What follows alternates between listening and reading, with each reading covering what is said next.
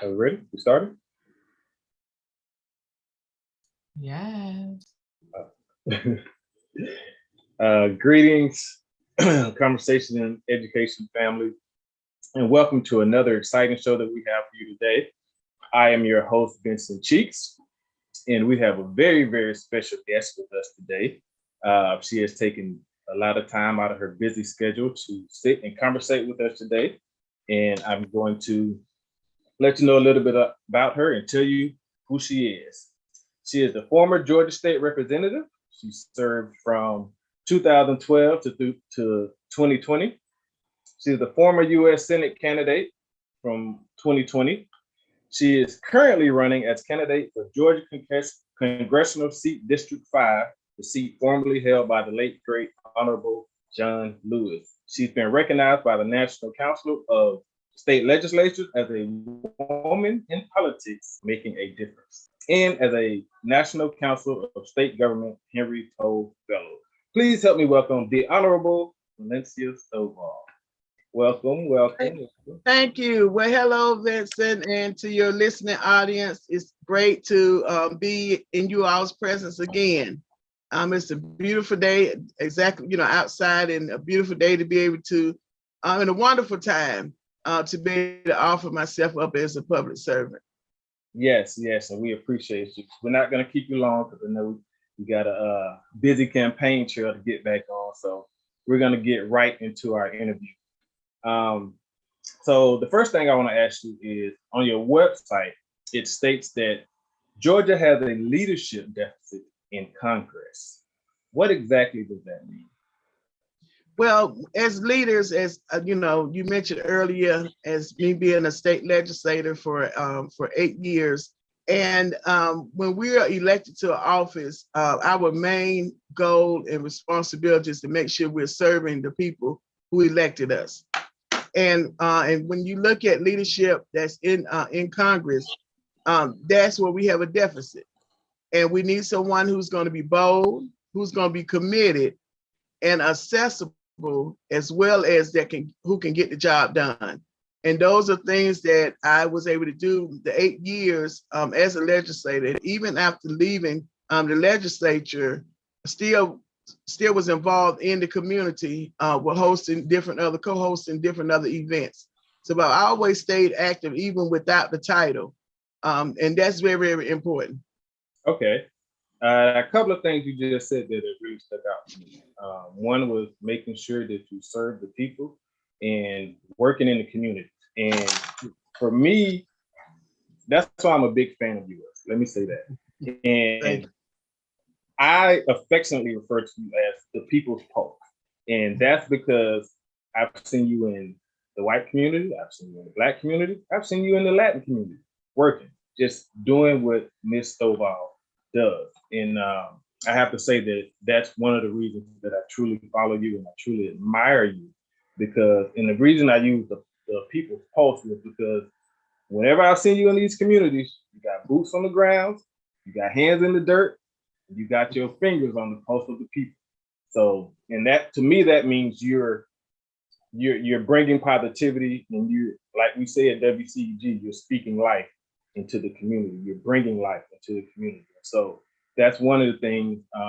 I don't have a lot of respect for politicians in general, but you and Kenyette Barnes are two that I must say are always in the community and always working for the people. So I respect that and I admire that of you. So please keep up the good work. Thank you. Thank you. So how is the position you formerly held as Georgia State Rep similar and different in duties to that you'll be performing once you get elected to Congress? Great question. Being a state representative is a mimic, very similar to being a U.S. representative. So there's no difference. The only thing is that, of course, more responsibility, and you have more people that you're going to be representing on the congressional level. But the process, as far as how bills are introduced, they're about similar. So I'll be taking my experience as an 8-year legislator, being able to work across the aisles. I'll be taking that to Congress. And so being not having to go in totally new does make a difference, because I know that there are certain things that you have to watch out for, and certain things that are very important when you're looking at how do you now, since it's going to be a much expansive district, and because of Congressional District 5, the redistricting of it, it's a very diverse district. So you have an area that's higher earning income. You have those that are middle earning income, and then you have those that are lower earning income. And so kind of similar to even in the district that I served, there was a variety. Then you have all types of different cultures. So everyone has things that are very important to them. And the importance of a leader is being able to listen and then help try to find those solutions, and finding those things that are common, and then those things that are not common, still trying to work it out for those solutions, because they're issues for the people. Okay. And now you just mentioned, you said that District 5 is being redistricting? Yeah, so because of the census, yes, because of the census, every 10 years, there has to be a redistricting or redrawing of the maps. Okay. And that's for all the local areas, from your school board, your city council commissioners, up to the state level, and then also on the U.S. congressional level. And the only districts that are not redrawn, of course, are the 2 U.S. Senates, because they're statewide. But in the others that actually have a district number attached to them, then they are redistricting. And what that does is set up to allow for more fairness in people representation, because our country is built off of the representation of the people, for the people, by the people. And so the redistricting has to happen, because you have people that move from one area to another area. And so they need to be able to make sure that their voices are counted when it comes down to the elected body. Okay. Now you just mentioned that redistricting is supposed to make things more fair, right? Yes. Well, some of the articles I've been reading about redistricting, it doesn't lend itself to fairness, if you will. A lot of the articles that I've been reading, especially over the past year or two, it's talking about how certain politicians want to move district lines to give them an advantage one way or another. So how does that look? Well, in when it comes to redistricting, and this is a known, throughout, is that whichever party is in charge when it comes to who's in the majority, when it comes to the census redrawing of those maps, are the ones that decide the final lines. And that's kind of when you talk about the voting rights bill. That's one of the reasons why that bill is important, because it does set a pre-clearance, make sure the pre-clearance is there, so that you have certain states, like a lot of the southern states, that have been known for not fairly allowing people of color to be able to vote. So when it comes even down to redistricting, there's a fairness that's supposed to take place when those lines are drawn. But there is a space or opportunity for whoever's in charge to be able to draw the lines, and sometimes they draw individuals out of their original district. It causes them to have to run against each other. They decide, for re-election, but it can't be overly done, because then that's where you have that the federal government has to step in and say, wait a minute, now this is just too much. So that's why you constantly hear there are challenges with the drawing of the lines, with the court system, and you're going to continue to hear it even after this 2022 election is over. You're going to still hear that there are complaints about the fairness in that voting process. Okay. Now I mentioned before that you are running for the seat that the Honorable John Lewis formerly held, correct? And if I read correctly, he held that seat from 1987 to 2020 when he passed, correct? Yes. That's a long time, and that's some big shoes to fill, and I know you can do that. But my question is, are you going to continue to push for the John Lewis Voting Rights Act that he was pushing for, which sat on Mitch McConnell's desk for a very long time, and it's probably not there anymore since the Honorable John Lewis has transitioned. So do you plan on continuing any of his works in regards to the Voting Rights Act and restoring the Voting Rights Act? Yeah, voting is one of those situations where that's what makes us America. Okay. And because we're able to use our voice, which is our vote, to decide on our representation, whether it's locally, state, and in this situation on a federal level. So voting is very important, and the rights for people being able to vote is very important. So continuing to make sure that those rights are protected, knowing that we have had past instances where those rights were limited and sometimes almost removed. And so making sure that policies are in place. And at the same time, my platform is very simple. It's the book, and the ballot. Okay. And so right now we're talking about voter education, which is the ballot. And so with that is not only making sure that those voting opportunities and rights are protected, but educating our voters as well. Because if we don't help them to understand the importance of why their vote is important, how policies affect everything they do when they before they even walk out the house, inside your house, you're affected by policies. Because the policies determine who you can buy from, how much you can buy. We're talking about even you look at the gas situation. Okay. If nobody can ever figure out, well, what does elected people have to do with me? Look at the gas situation. So, when it came down to reducing the gas tax, guess who had to do it?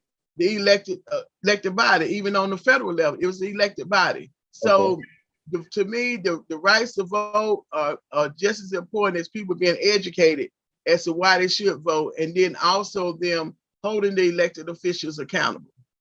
Okay. And to the point, to the statement that you just made, there are a lot of people who have never had faith in our voting system. And there are a lot of people like myself who are losing faith in our system, in how this process works. So what do you say to people like me who are losing faith in this current system and see no need in voting? Well, we could always find the bad that's going on. That's always what we see in our faces. And so, looking for the positive side of, the system that we do have. And it does allow for us to have a lot of freedom that we normally probably would not have if we lived somewhere else. Okay. And so being able to build upon those things that we see positive in our system. And then of course, you're going to compare them to those things that are negative. When it comes down to making sure that justice reform is in place. And I look at it like this. There are certain things here where we are here in America that, like I said earlier, makes us America. And one of those things is having faith in justice, in our justice system. And when you think about, that's, if you don't have faith in the justice system, just like you said, then you don't have faith in nothing else that goes on here that you see. And so one of the things and that's why it's important to make sure that you're voting and working to elect people that understand the importance of having faith in the justice system, that is going to work for us when we bring up issues like the whole thing with the George Floyd situation, the Ahmaud Arbery, all of those things. And then people watched how justice was going to end up, and what was going to be the outtake of it. And so when we were able to see, that police officer being able to be found guilty, everybody said, oh, okay, the justice system can work. And then we saw the outcome with Ahmaud Arbery. It might not be 100%. I'm not saying it's 100%, but what I'm saying is that, you're looking at, this is the part that's working. So if we see what's working, we work from there to start moving that needle towards the part that's not working. But if we just throw our hands in all together and say, oh, nothing is working, then guess what? It's going to continue not work, because now you've removed yourself from the conversation. You removed yourself from the table because you said I'm not going to vote. So then what happens? You have a small amount of people that actually go out to vote, and those are the small amount of people that are deciding what you can and cannot do every day while you are here, whether it's in Georgia or anywhere else, because those small amount of people went to vote. Okay. And that makes sense, what you just said about the, if we as a collective don't vote, then we're leaving our futures into the hands of the very few people that do vote. Yes. Yeah. And the other thing is not just voting, but staying actively engaged. So don't just vote, in November, then that's it. You wait till the next election. No, that's why I talked about accountability. So if you voted, even if your candidate does not win, you still need to be engaged in the process. Talk to the person that is elected and let your voice be heard with them. It's what, hey, I see that you did this. I didn't agree with it, or why did you do this? And have them to explain. So the more that our voters become engaged with those who are elected, then I think you'll start seeing that needle moving a little bit. It might not move as fast as you want to, because of course that wasn't your candidate. But I think that it will now awaken those people that are elected that, oh, people are paying attention. And then, now we have social media, and we have so many other platforms that people can be on talking about the issues. Right. And so whenever those issues that are talked about the most, those are usually the ones you hear the elected people are talking about. Right. But those things that you don't hear about a lot, which really affect you, you don't hear them talked about. So it's up to the voters to make those issues the dominant conversation among those who are running for office or who are being elected. And it takes work. You can't just sit around and just complain and don't say anything. You go out and vote, and you stay in contact with those elected officials to making sure you hold them accountable. But you have to first know what their jobs duties are, so you'll know how to hold them accountable. So it's a lot, that goes into the whole process. But I always say stay engaged. If you stay engaged, then you know what's going on and what's coming up. And then you won't be hit by the blind side, then you're reactive. Instead of having a plan to be proactive, you end up being reactive because of something I just heard about that. Well, they've been talking about it for a while. You just heard about it. Right. Well, being engaged, like you said, and staying engaged, I know to those points, after the 2016 election, I spoke to a lot of people in my community that said they weren't going to vote anymore just because they felt like that Trump cheated, basically. Not even the Russian thing with the Hillary got the popular vote. So what's the electoral college? There we go. A lot of people felt cheated and slighted because of this thing with the electoral college. Once Hillary received, the majority of the popular vote, and then a lot of people think this electoral college thing is a fail-safe to where if the government doesn't get the candidate, or the people don't pick the candidate that the government wants, the government can use this fail-safe to say, no, we're going to do this and put this person in. So how do we combat that? Because people are really like, I know in my lifetime, I've seen 2 elections get cheated in and won. One by Bush in 2001 when he stole Florida. You remember that? And then this time in 2016 with Trump. And stuff like that continually happening is deflating. It's deflating, and it really makes people feel like my vote really don't count. People keep telling me, other people, citizens keep telling me, politicians keep telling me that my vote count. All these so-called scholars keep telling me my vote count, but I can name 2 elections, like I just said. These are the ones that I personally know about. It could possibly be more. How do you combat when people really feel like I put my vote into this person and these people in the higher up said, no, y'all got it wrong. We're going to get it right for you. And we're going to insert this person in this position. And then we all know the 4 years that followed that. So how do we pull those people back? I know plenty of people that said they're not voting anymore. Yeah. So how do we get them back in the race So and feel like they're being valid and heard? mhm. So now I'm gonna ask you a question. You asked me one, I'm gonna answer, but I'm gonna ask you a question that's gonna lead to my answer. Okay. So now, since that happened in 2016, how many people have you heard consistently talking about the Electoral College and the popular vote in the community? Not consistently, just in that regard. Right. So one of the points I made earlier was staying engaged. Yes. So what usually happens, an incident will happen, even you think about it with the Bush race. After that, maybe a year or so later, you didn't hear anybody talking about the shafts, the ones with Al Gore. Yeah. You know, so that's what I'm saying. When our communities stop talking about the issue and let it die down, then it becomes a null and void to those that are in power, because they say, oh, they're gonna forget about it. Okay, yeah, them people right there don't vote. That's good for us that they're not voting, because we're gonna have our set of people who are gonna vote, and then we could continue to be in power. So when you don't vote and you don't stay engaged, so it's not just the voting part, it's staying engaged. Because if you stayed engaged, even now, 4 years later, almost 6 years late, 5 years later, or 6 years later, but nobody's talking about it. But now time comes for the presidential election in 2 more years, you're going to hear them talking about Electoral College and popular vote. Yeah. Well, this is the time if we're going to make any changes in Congress with that. This is the time for us to start working on those changes. So and I talked about being proactive, not reactive. So then that way, when the presidential election comes, we already know, okay, we're not going with that. We've already changed that. So that's not a discussion topic anymore. We can discuss something else.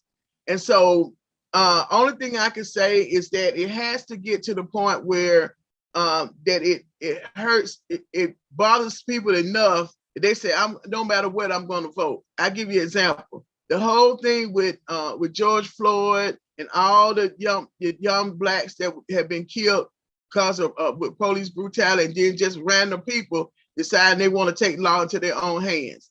Right. The people didn't let that die down. As you know, they still kept protesting. They still kept the momentum going. Yeah. They still kept talking about it still. Now, what did you see happen? You saw a rush in a lot of legislation being passed to make sure that that issue that stayed bubbled at the top was taken care of. It's almost like the squeaky wheel gets the oil. And so we as a community have to stop letting things go and say, well, we'll catch back up with, okay, well, that election over, so I ain't gonna worry about it. Because there are local elections that if you don't straighten the system out or you don't challenge the system, it ends up hurting you with those local elections, like your mayor, city council, county commissioners.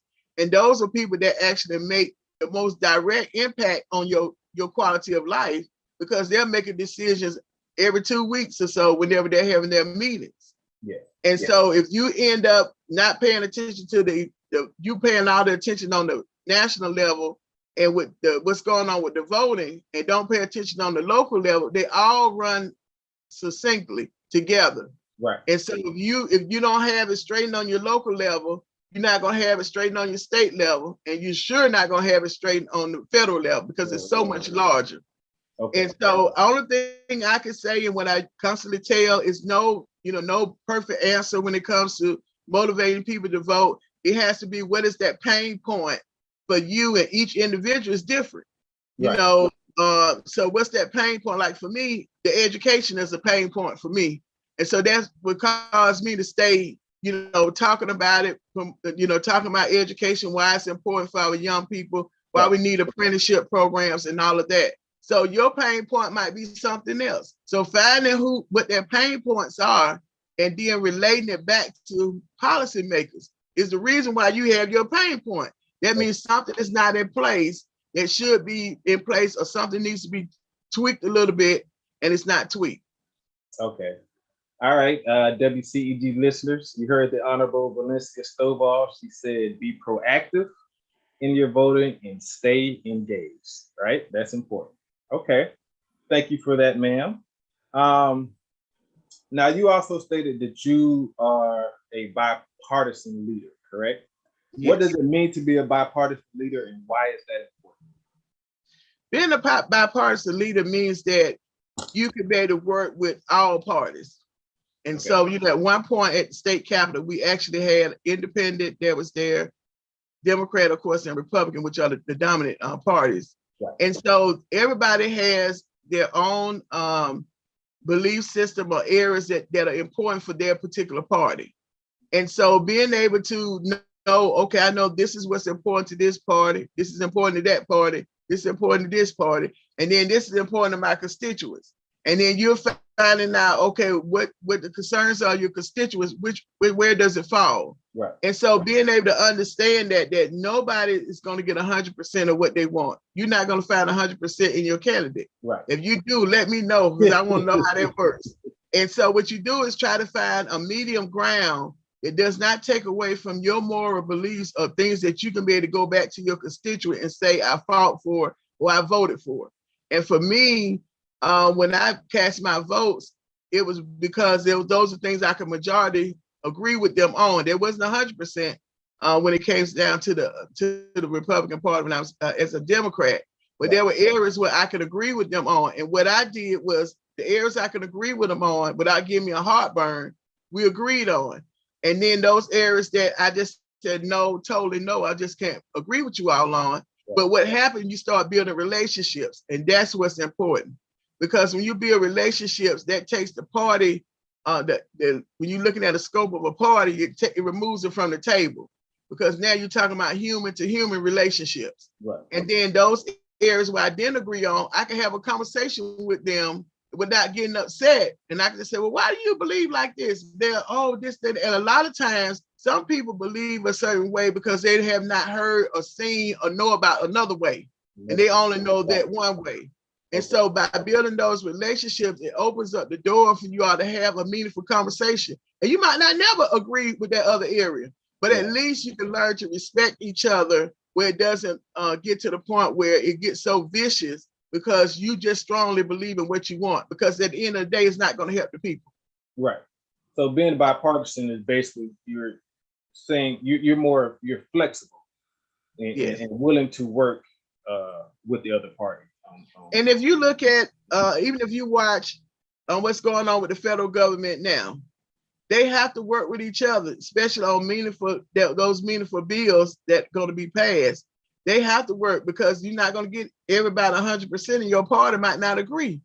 Right. So you have to go over and talk to the other party and see how many you can get them to agree with your bill so that it can go through the process.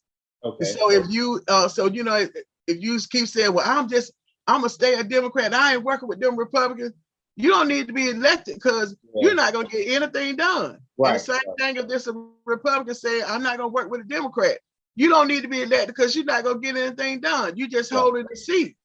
Yeah. But if you're there, like I said, a committed leader, someone who's accessible and bold and they could get things done, is that leader that understands, there's a ground, a middle ground. And that's what you work to find as a leader, especially when you're an elected leader, because you're not going to get 100% of what you want. So you go and say, okay, how far could I go without me turning against my constituents who was elected me to represent them? Right. And what I did was, anytime I had a controversial bill that I had to vote on, especially if I didn't vote with the party, I held a town hall meeting. I let my constituents know, this is my point of view. Right. This is the reason why I voted like this. And I explained it to them. Because one thing I do know, Vincent, that I learned in those 8 years is that the average person don't understand about the bills. Correct. They don't understand the language in the bills. Yeah. And you can take out certain key words and have people all upset about a bill. And that may not even be the meaning of the bill at the end of the day. Okay, I got you. Why return to the Democratic Party instead of independent to run for this congressional seat? That's a great question. That's not my question. That's a great question. It's okay. It's okay. I've gotten that question before, and it's okay because it's a decision that I made. Okay. And so when I was an 8-year legislator, I was a Democrat. And during that time, many of my votes, a lot of times, not all the time, but some of the times, did not align up with my Democratic colleagues. Okay. And so with that, and most of the time was always with education. If you check the records, I was with some bill dealing with education. Okay. And because of the district that I represented, I saw the need of parents being able to have the importance of them being able to have options when it came to education. And that trying to fix what was going on with our current system was going to take more than 4 or 5 people when it comes down to their education system. And so in the meantime, you have students that are matriculating out and aging out the system, aging out of school. And if you don't allow those parents to be able to decide what's the best for their child, they're the ones who have to take care of those children after they graduate from high school. It's not going to be us. They're going to be the ones burdensome on their parents. And so my stance with education was that every child should have the same opportunity. And whether that's traditional public or whether that's non-traditional public, whether it's private, homeschool, whatever that looks like for that parent, that should be the option. And so because I stood very firm, I did never waver on my stance those 8 years I was down there.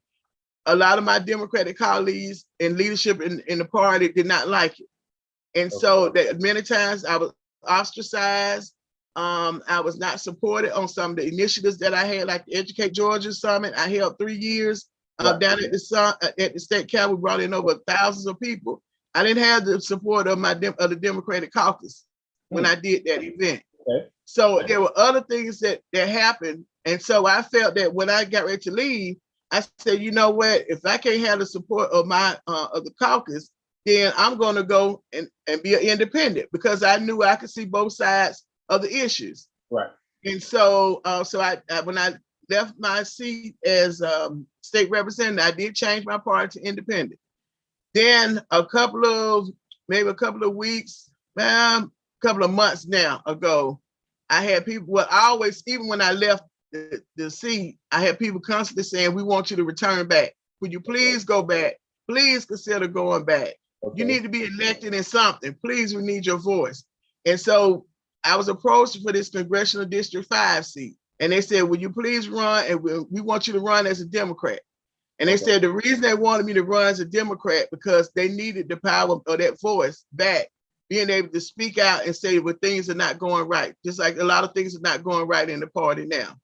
And so, and then to round off my answer, so that was the reason why. But to round the answer off, it amazes me how people would ask questions when nobody said anything to Bernie Sanders, who ran twice as a Democrat, but he always was an independent. So the 2 times he did run for president, and some of these same elected officials were the ones that endorsed him when he ran for president. And then vice versa, he endorsed them.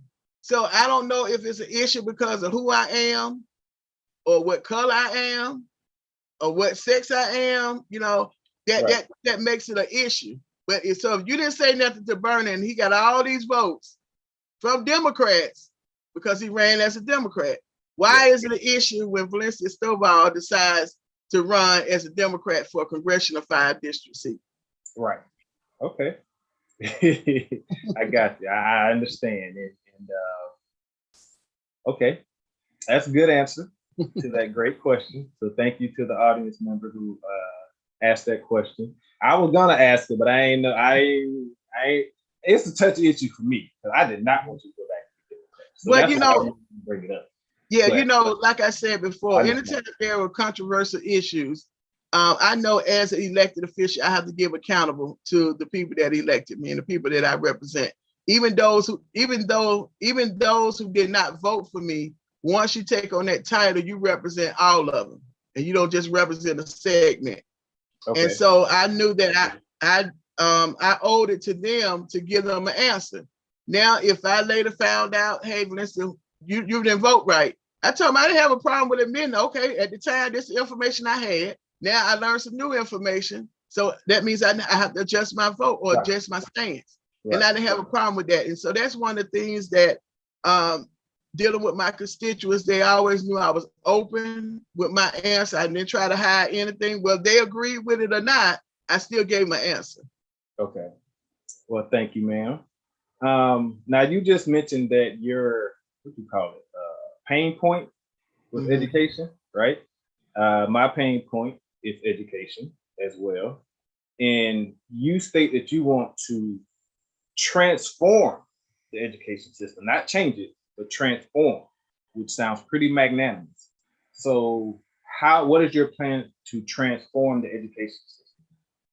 Yeah, so when we look at the education system as it is now, and like I said, you know, being on this when I was on the state level, but I knew that the beginning point has to be on the federal level, because they're the ones that kind of set the parameters, and also controls the money, the federal dollars that come down to the states, which Mhm. then go down to the local school districts across this country. And so when you look at it, how do we reimagine education? Many of our students, as you know, and I don't have to tell you, probably your audience, I know that they know, but many of them were already behind when it came down to the learning capacity, learning levels. Mhm. And then when COVID hit, we were in a year and a half almost when students were having to be at home or in front of a computer. And so when you look at now, we're bringing them back into the classrooms, but their brains have been wired a different way for the length of time that they've been gone. And so we need to be able to have an education system that's now student-centered, which means that it's not according to the adults or what the adults want to happen, but what is needed for that child. And when we look at the funding formula for it, it needs to reflect the needs of the child. We need to be able to allow the educators to be able to have freedom in how they see best is educating those children in the system. I agree. Not overburden them with a lot of paperwork, unnecessary paperwork a lot of times. Yes. With that. And so all of those things, when I say reimagine, and that's going to take a collaborative effort with bringing together the educational leaders, the business, because eventually that's why people go to school, to be able to get a good job or to own their own business. Yes. So you have to have the business community there so they can kind of tell you, this is what we're looking at for a workforce, our future workforce. And then you have to have your nonprofits at the table as well, because they're the ones that are servicing our communities every day. So they see the ills of what's going on socially that's happening. And then, of course, you have the elected officials at the table. So there, you know, there's a whole kind of similar to what I did with the Educate Georgia Summit. We brought everybody to the table to talk about what do you see the future of education should be. And that's what I plan on doing once I become a congressional woman for District 5, is bringing those people together in Congressional District 5. Because there are some things that we can be able to affect, and even be a pilot for all the other congressional districts, even across the nation. It can be done. It's just a matter of having the willpower to want to do it. And a lot of times in government, because we've been used to doing things a certain way, even though it's not been effective, but it's comfortable. And because it's comfortable, we continue to do it. But our children cannot afford for us to continue to be comfortable when it comes down to their education. We're seeing a high influx in crime. If you're looking on the news, a lot of the crime being committed by under 18.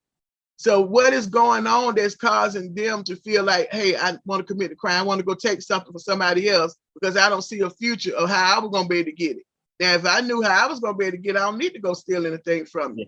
But that's the hope that's being lost in our school district. So incorporating those apprenticeship programs are going to be key as well, because a lot of students, we know they learn on different levels. And some might need a fast track, and some might need a slower track, but we need to be able to adjust it according to what the student needs, not to what the adults feel comfortable with doing. Right. Okay. And just let me say that, you know, I'm a proponent of education, and I love your plan to transform the education system. And so anything I can do to help you in that regards, please let me know. And I will be making a donation to your campaign. Thank you. Off this call. And what's your website again? So anyone listening can make a donation. Yes, it's GoStovall.com, GoStovall.com. And so there you can find my issues that I'm running on. You can be able to also find out a lot of other information about me, the different committees I've served on. I served on the House Education Committee, Education Appropriations. I was a vice chair of the Education Subcommittee on Academic Support. I was on the Small Business Development and Economic Development, Tourism, and Interstate Cooperation. And so, you know, I was one of a few Democrats that had leadership role at the Capitol. And that kind of goes back when I talked about the bipartisanship that, you know, I was able to do. And even with that, being able to bring $45 million to Clayton County due to the loss of jet fuel tax SPLOST money that we didn't get because of the FAA ruling. So that you know, that wouldn't have happened with me sitting on the sideline and not doing anything, being an active and involved legislator and being able to know that and being respected as well as for your stance. Even many times I had to stand by myself, I still stood because that's what I believed in. And I knew that the people, those young people that I was fighting for, it was for their future. And I know you're on a time crunch, and we said our interview is going to be 35 minutes, and we're okay.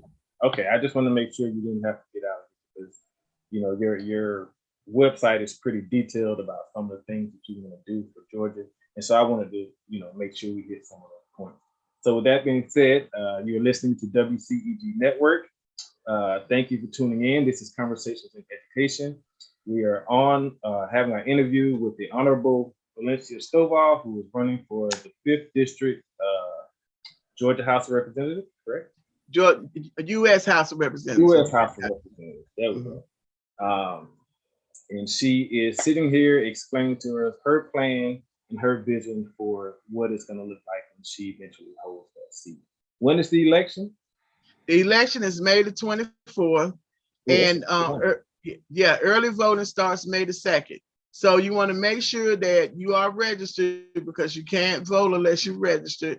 You can Google my voter page, and that's the Secretary of State's voter page, and you can be able to put in your information, and then it will tell you whether you're registered, and if you are, where's your polling location? Because if you're going to vote on May the 24th, you have to go to your polling location. You can't go somewhere else because they may give you a provisional, but it may not be counted because by law, you have to be at your polling precinct. Now, early voting, they'll have several precincts that you can go to, and it's okay if you go to those precincts, but you need to make sure that my voter page, the Georgia Secretary of State's website, that's where you're going to go to get all your information. If you want to do absentee ballot, you have to first complete the application, turn the application in, and then that voter registrar's office in your county will send you the ballot in the mail. And then you can either mail it back or you can walk it in on the election day. Okay, thank you for that. Now this is a big question for a lot of people in Georgia and the city of Atlanta. What is your economic development plan for the state of Georgia? Yeah, so, you know, education and economics go hand in hand. When companies are looking at where they want to locate their business, especially big corporations, they're checking that local education system because they're looking at what is their future workforce going to look like. And depending on the type of business they have, will those students in that particular area be able to maximize or master what their training is going to look like for their business, especially if you got a very high-tech type of company that's coming in, or manufacturer that's using a lot of technology. And so so making sure that the education and the business are working hand in hand. And so the economic development plan is, of course, focusing on our workforce. We have a lot of shortages in healthcare right now. And then there are a lot of work around there, even in other industries as well. So making sure we have robust training programs in place, and most importantly, educating the local community about the training programs. I mean, we have a lot of programs. If you think about Atlanta Technical College, all the programs they have, and all the other four-year colleges, and then you have private companies, private schools that have training programs. But most of what I've always heard is that we can't get the people to come out. or people, when I would ask about it, they were like, oh, I didn't know that was going on. So we have to do a better job with reaching into the community and educating them and letting them know these are available for you. And these particular jobs will help you to earn a livable wage that you don't have to worry about living below what you should be able to earn. And so when you talk about that, then that makes a community better, and it also opens up other opportunities. Then you have businesses that want to come into a community because guess what?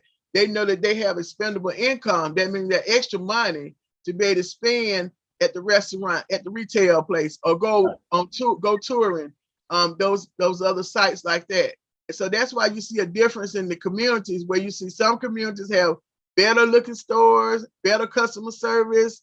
All of those are much better. And then other areas in some of our communities have terrible customer service. The stores look run down, the streets are run down, and all of that. It goes back to what I talked about. We first talked about was voting and staying engaged. Yeah. So all of it works hand in hand, but also with the economic development plan is that our small businesses make up about 60% of businesses here in America. Okay. And when we are not able to support our small businesses, especially our micro small businesses, those are the ones that don't have 150 employees. They might have less than 100. Right. And when during the time of COVID, of the pandemic, you know, the SBA gave out EIDL loans, and then they helped with the PPP protection loan. And so that particular money, but what happened, it was all grouped up on the small business. So okay. If you, okay, and the phone was ringing. So if you end up falling up under that category, it needs to be restructured so that it can be able to be micro small businesses as a category. Okay. And then, excuse me, that way, those micro small businesses will have the same level of opportunity as other traditional small businesses, and that help that's being needed. And so making sure that they're educated, because small businesses are the ones that actually hire our people in our community. So if they're not supported, then there goes them leaving our communities and going somewhere else, or even going out of business, which so many of them end up doing. Okay. And it's interesting you say the businesses, big businesses that are looking to come to Atlanta and to Georgia, they look at the education in the area to see. I never knew that. And so that's pretty interesting. It makes sense, but I never knew that. So that's interesting to learn. So you also state that you want to implement access to great healthcare, not just healthcare, great healthcare. How will that be done? And what is your definition of great healthcare? Okay. You know, all of us suffer from, well, not all, a lot of people suffer from many health issues. I know even with myself and my family members. So healthcare is definitely important. You know, when you're not healthy, you can't go to work. When you're not healthy, your children can't go to school because you can't get up to make sure they go to school. And then when you're not healthy, you cannot enjoy a good quality of life. You can't travel, you can't enjoy those things that are there because you're sick. So healthcare is paramount in what we do every day. And so looking at making sure that it's affordable, making sure that it's of quality, and also making sure it's non-discriminatory. Because in a lot of our communities of people of color, their healthcare is when the doctors are delivering or nurses are delivering information to them or listening to their issues, a lot of times they're discriminated against because of whatever that perception is about that particular set of people, whether it's, you know, the Hispanic community or the Black community. There's some discrimination that takes place. And so making sure that those three things, the affordability, and making sure also you don't have what is pharmaceutical companies are taking over, being in so much control over our healthcare system. Because what happens is they can end up deciding when it comes to insurance companies, if you're needing a certain kind of medicine, they're deciding whether you're going to get that medicine or not, and what's the affordability on that medicine.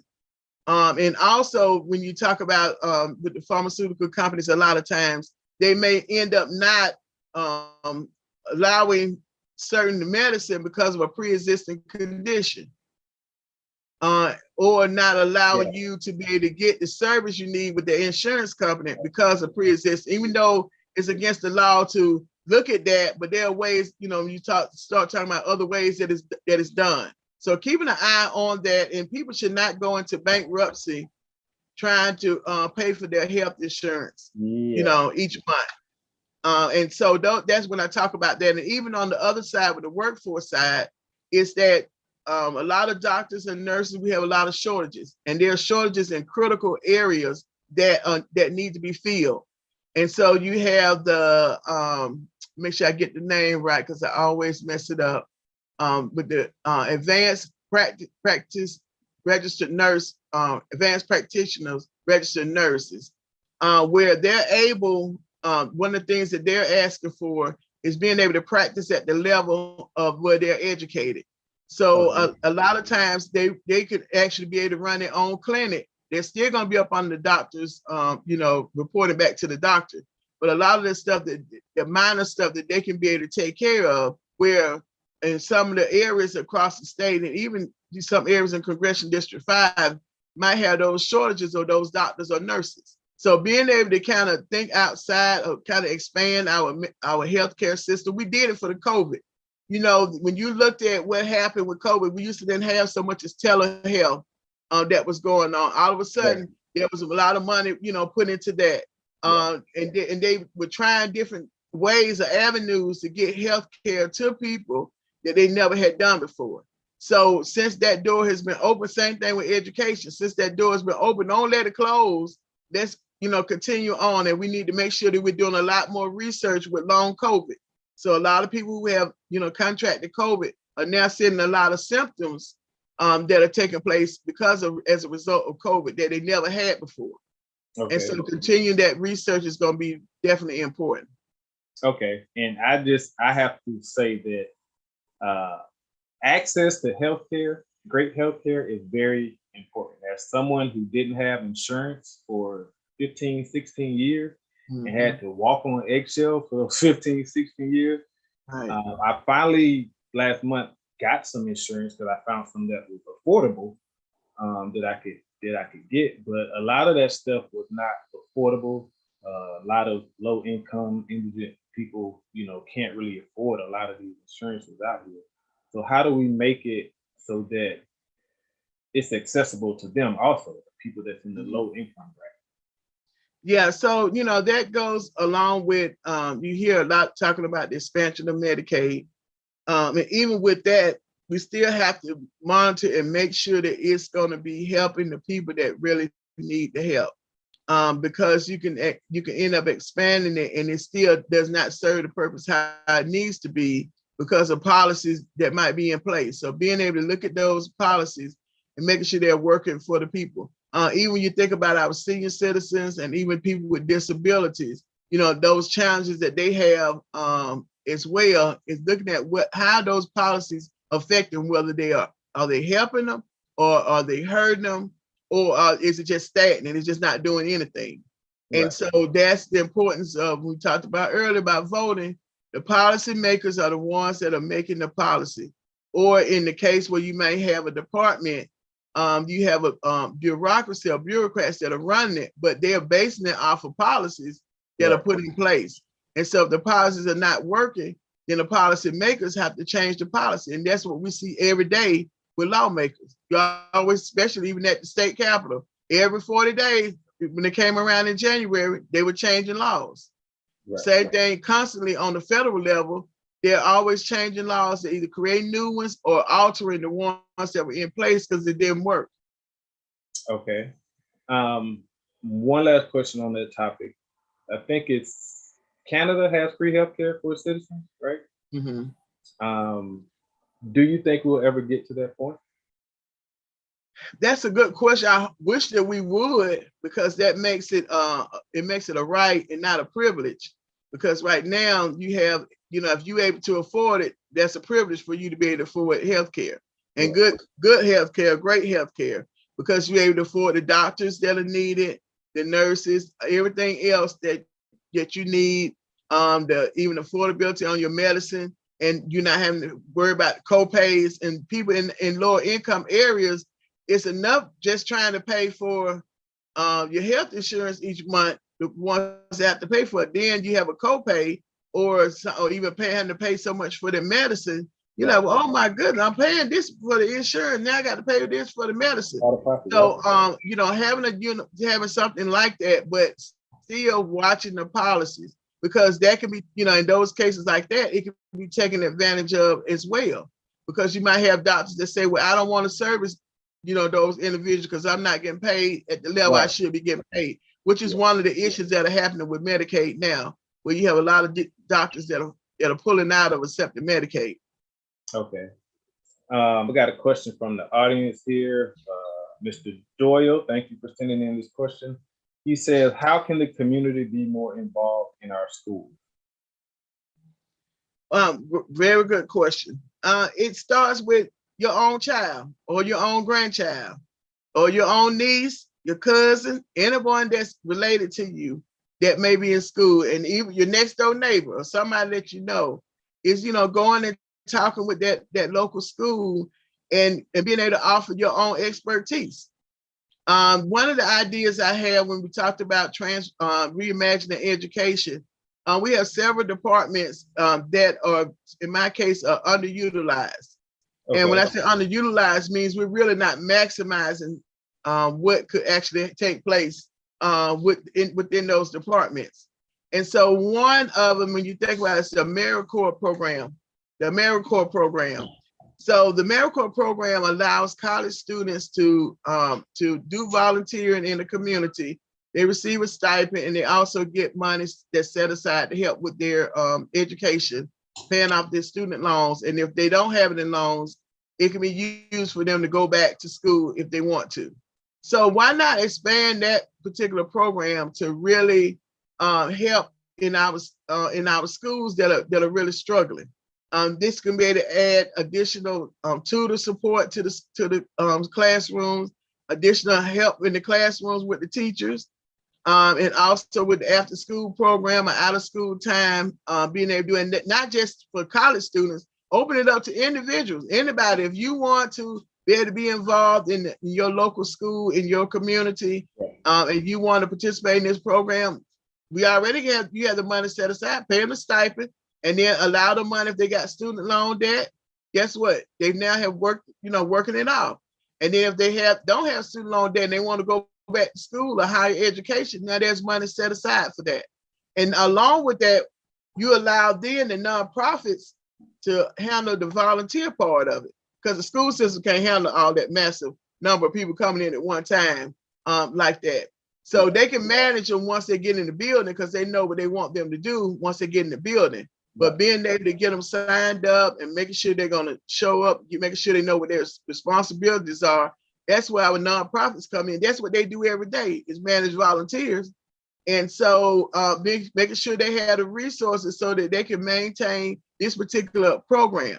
Now, the end result of that, when you look at that, you now have the nonprofits involved more with the schools. They don't have to go and knock on the door trying to get into school. Sometimes they're not able to get in for whatever reason, but they have programs and expertise to be able to help the students.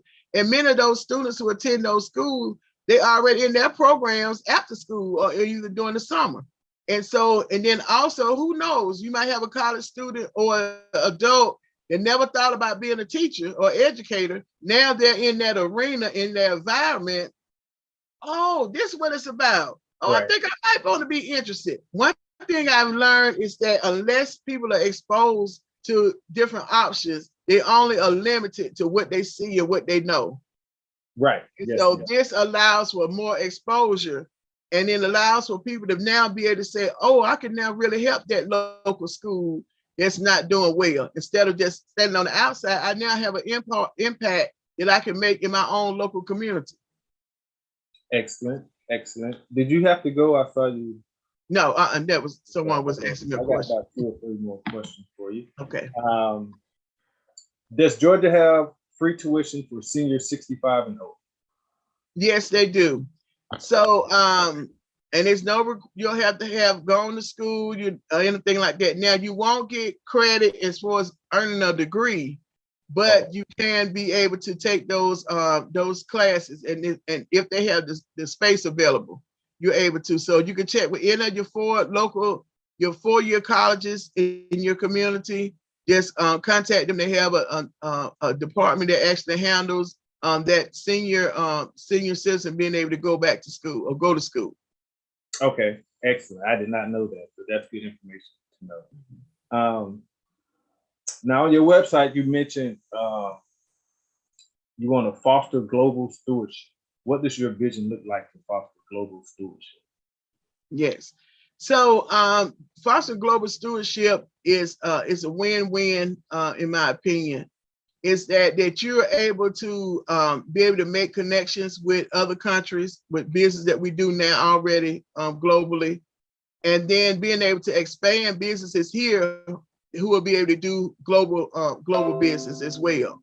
And so those opportunities only come about when you're able to make those connections, and people know, and these local businesses know this is an opportunity to be able to do international business. And so it goes back to educating our community and letting them know all the programs that we have on the federal level that helps them to be able to grow and be able to be a more international on the international level. And it also fosters good relationship between two countries when you're able to do business with each other. One of the things I found out on the state level when I was a representative is that the state of Georgia did not have a business office on the continent of Africa at all. Okay. Now yes, there's imports and exports taking place, with different companies on the continent, but we didn't have an actual business office. Our economic development office did not. And let me explain to you why that's important. Okay. We have offices in Canada, we have them in China, we have them in Brazil, just about everywhere else across this world. And what happens is when the state has a business office in that country, they have a focus on making sure that they're able to do business with those particular companies. And it makes it easy, make it a more easier process to be able to do business back and forth. Gotcha. So whether it's a company that's located in Africa that wants to do business in Georgia, you have a conduit, a person that's kind of liaison that's helping to make that process capable of making it happen. Whereas you just cold calling the office over here in Georgia saying, yeah, I want to do business. You're having to clue you from a whole nother country. Same thing as people here in Georgia that want to do business in Africa. Unless you have a connection or you know somebody, how are you going to get over there? And so you're not going to know what rules they have and policies they have in place because we don't have a spokesperson or a liaison there. That's why that's the importance of that. The last time I was told that the state of Georgia had a business office was in 2017. And that was in South Africa, but it hasn't been since then. Okay. And I think global stewardship is important. I've been trying with my nonprofit organization, Alchemy Artisan, I've been trying to figure out a way that I could make it global and give the students that I work with an opportunity to travel outside the country, because a lot of our children in our community, they barely go outside of their neighborhood, barely leave the city, almost never leave the state, and like you said, that's a good way to not only expand your mind, but to foster these relationships with people in other countries. And I think the younger you can start children off and being able to see different things just to expand their horizon will give them a greater time to be able to see if that's something that they like, something they want to move into or experience, So I would love to possibly work with you on something like that, some type of international program for our students, so we can talk about that at another time. And you know what it also does quickly is it opens up their understanding to respecting other cultures that are not like theirs. And I think that that's one of the things that we have here when it comes down to race relations, is not understanding each other's culture and why people believe the way that they believe. And I think that being able to expose our young people, like you said, at as young as age as possible, will help them to think on a broader and more international scale than just what they know every day in their community. And many of them, like you said, don't even get a chance to travel outside of their neighborhood, let alone to another state. Yeah. you know, as far as exposure. So exposure is very important, especially in our communities of color, Blacks, Hispanic. Exposure is important because it gives you another perception of how the world works besides what you see on TV. Okay. Yeah. And a lot of times we get too much information from just TV. Okay. So yes, I definitely love the Foster Global Stewardship Initiative. Last question, and we're gonna get ready to end the show.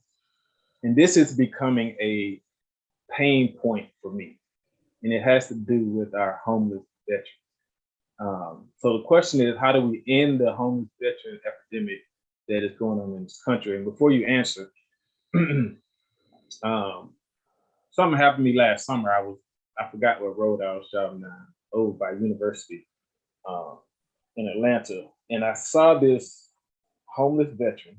He was on the corner. He was in full uniform, metal, whatever they have on they shirts. He had the hat on, and when I pulled up to the stop sign, he was standing at attention like this. He had a sign in one hand, and he was standing at attention like this. And it just literally, it broke my heart. I gave whatever money I had in my in my car at the time, on me at the time, I gave it to him because it just one, it broke my heart, and two, it seemed to me that he was still so proud to be wearing this uniform. And I just feel like it needs to be more done for people who have served this country, especially if you fought, lost a limb, suffer PTSD, whatever it is. If you serve this country, there's no reason that we should have the number of homeless veterans that we have. So what are some things we can do to correct that? I think first of all is talking with them and seeing what it is that they would like to see happen. What I've found is that some people like being free and and staying like that in those situations, and other people want a more structured living arrangements, or more freedom, more freedom to be able to get around and do what they need to do. And I think that here we definitely need to do more, should be doing more for our veterans because of the sacrifices that they have made for us to be able to walk around and be free. And so with that, being able to identify and looking at, even I know a lot of restructuring has taken place with the Veterans Administration, but I'm pretty sure that anything more can be done. And talking to those veteran organizations who are really have their pulse on the veterans that are out in the street is going to be essential as well. And to find out what it is that they want. If it's that they want to stay in those areas and on the street and don't want actual home, what we consider a home, then how do we make sure resources are in place for them that they can be able to clean themselves, get some food, or whatever it is that they want to be, that allows them to still be in that capacity that they want to be in. And then making sure that mental health is there in support for them as well, and their families, because it's not just the veteran that suffers, but it's their family as well that's connected to them that also suffers from watching and having to have gone through all of that with them going to war or going away. The family still, has had to sacrifice as well. Right. So that's what, my answer would be is talking with them and talking with the veteran organizations. We have several of them, I know, throughout the state that actually are the ones that are helping supporting those veterans and making sure they have the resources that are needed and not having to go through all this red tape. I mean, even with a lot of programs, it's too much red tape that's needed. I understand about accountability and making sure people don't have fraud. But sometimes I think it's kind of overdoing it in some instances with all of the paperwork that has to be done, because some of it is redundant paperwork, like in education. You be like, I just filled that paper out. What? Yeah. Why they asking me the same thing again? Didn't we just tell them that 2 weeks ago? So those kind of things like that. And even when people are getting ready to exit out of the military, is making sure that they have the support and resources to help them to be able to transition out of the military, because that's a whole process by itself. I went to a conference in California some years ago, and that's where they talked about veterans after serving their time, and now they're becoming civilians. How do you make sure that they have what they need? And so it might be identifying some areas where we can have veteran housing for not just the male veterans, but the female, and even with their families. Yeah. You know, that's taken care of for them. Okay. I like that idea. We definitely need some type of housing, some place that they can go other than the streets. And I couldn't imagine being in their shoes and having served the country and then have my country act like they don't want to take care of it. Right. Afterwards. So that's very quickly becoming a pain point for me. Thank you all. Thank you for being here. Honorable Valencia Stovall, I definitely appreciate you. She is running for the Georgia Congressional seat, 5th District, the seat formerly held by the late, great Honorable John Lewis. And I can almost guarantee that when she wins that seat, that she will have just as much impact as the late, great John Lewis. So thank you for being here, Ms. Stovall. Thank you. Can I make it a quick announcement? Yes, please. Okay. And give me your website. All right, thank you. So, you know, I told you my pain point was education. So our office, our campaign is hosting a free virtual movie screening of Miss Virginia. That's MISS in the word Virginia. Okay. And it has nothing to do with the state of Virginia. It's actually about a single parent who had some challenges with getting her 15-year-old child educated. And so she took the route of changing the policies by talking to the policymakers. And so if you all are interested in watching that screening, it's going to be Sunday, April the 24th from 4 p.m. to 6:30 p.m. We're actually going to have a panel discussion talking about that movie. You can go to my website, gostovall.com to register, and it's free. And so you can get a chance to sit at the comfort of your home with your popcorn and watch this movie screening. And it's a very powerful movie. What time? The time is 4 o'clock to 6:30. 4 o'clock to 6:30. Okay. And it's gostovall.com. It's a website. You can click on it, register, and then we'll send you a link when it's closer to the time of the movie screening. But it's an outstanding movie. And you also, after you register, you can even be able to view the trailer.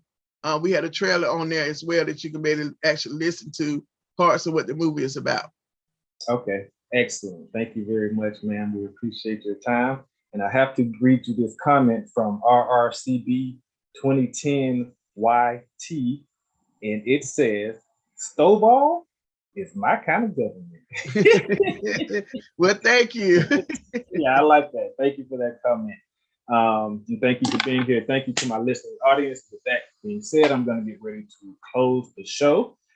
Before I get to my Scholar of the Week, I have a new segment. Oh, YT.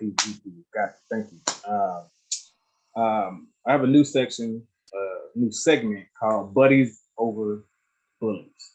And I just thought of this yesterday. I read this article about this young lady. I want to send love and condolences to her family. The young lady's name is Isabella Faith Tishner. She's a 10-year-old autistic melanated girl who killed herself in Utah after she was being bullied about her smell. Her mother also said she was being bullied due to her race and her disability. At Foxborough Elementary School, she suffered verbal and physical abuse. She told her mother that she loved her and told her mother that she loved God. Her mother went somewhere, and then her mother came home later that day and found her hanging in her bedroom. And so the school, the mother reported this bullying for months. The school didn't do anything. So much so that the school in the district was put on supervision after a report found it was deliberately indifferent to racial harassment. Deliberately indifferent to a 10-year-old child being verbally and physically abused. And that's a problem for me. And the most disturbing part about the article is it said the teachers were bullying this student too, and talking about her smell and all these other things. So I know students are going to be students and children are going to be children and do stuff like that. But when you're an adult and you're in a position of power and you can speak life or death over a child, let's not speak death. That this article really touched me. So my heart and my prayers go out to the family and to young Isabella Tashana.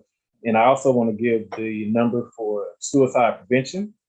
It's 1-800-273-8255. Again, the number is 1-800-273-8255, 1-800-273-TALK, TALK. Parents, we have to do, well, this mother was doing her due diligence, but we have to make sure that we're holding people accountable once we're making these complaints and following up, that something is being done so that our children are not taking their own lives. So that's that. Prayers and condolences to Isabella Faith to China. Okay, moving on. I'm going to move to my scholar of the week. And my scholar of the week goes to a very intelligent young lady by the name of Mackenzie Thompson. She is a senior at Westlake High School in Atlanta. She has been awarded over $1.2 million in scholarship. I'm gonna say that again. $1.2 million in scholarship. And she's going to Tuskegee University. And one of the most outstanding things about her is that she's asked the schools that she was awarded money at, that she can't accept that money. She asked those schools to give her money to other schools. And that is what I call a woman of service. Yeah. Okay. So big shout out to Mackenzie Thompson for being my scholar of the week. And with that being said, we're going to conclude today's show. Thank you to my wonderful guest, the Honorable Valencia Stovall, the next seat holder for Georgia's Congressional District. Yes. Thank you, ma'am. Thank you to my listening audience. And we will be back next month for our last show before our summer break. So until then, peace and blessings to you all, and looking forward to talking to you next month. Peace.